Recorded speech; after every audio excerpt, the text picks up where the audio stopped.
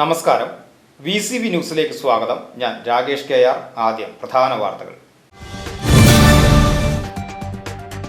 Erumapetty government LP സ്കൂളിലെ വിദ്യാർത്ഥികൾക്ക് ഭക്ഷ്യവിഷബാധയേറ്റു. LKG മുതൽ 4ാം ക്ലാസ് വരെയുള്ള 50-ലധികം കുട്ടികൾക്കാണ് ഭക്ഷ്യവിഷബാധയേറ്റത്. കുട്ടികൾ വിവിധ ആശുപത്രികളിൽ ചികിത്സ തേടി.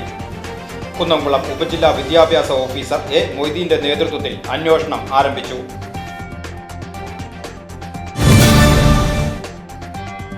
ഷൊർണൂർ ബസ് സ്റ്റാൻഡിൽ വൈകിട്ട് പൂവാലശല്യവും തിരക്കേറുന്നതും വിദ്യാർത്ഥികളെയും യാത്രക്കാരെയും ബാധിക്കുന്നത് പരിഹരിക്കുവാൻ നടപടിയുമായി പോലീസ്. വൈകിട്ട് സ്കൂൾ വിട്ടാൽ സ്റ്റാൻഡിൽ എത്താതെ പോകാവുന്ന വിദ്യാർത്ഥികൾ സ്കൂളിന് സമീപത്തെ സ്റ്റോപ്പിൽ നിന്നും ബസ് കയറണമെന്നാണ് നിർദ്ദേശം. ബസ് സ്റ്റാൻഡിലെത്തി പോകേണ്ടവർ മാത്രം സ്റ്റാൻഡിലെത്തിയാൽ മതിയെന്നും പോലീസ് നിർദ്ദേശിച്ചിട്ടുണ്ട്. മുള്ളൂർക്കരയിൽ ബീവറേജ് ഔട്ട്ലെറ്റിന് അനുമതി നൽകി എക്സൈസ് വകുപ്പ്.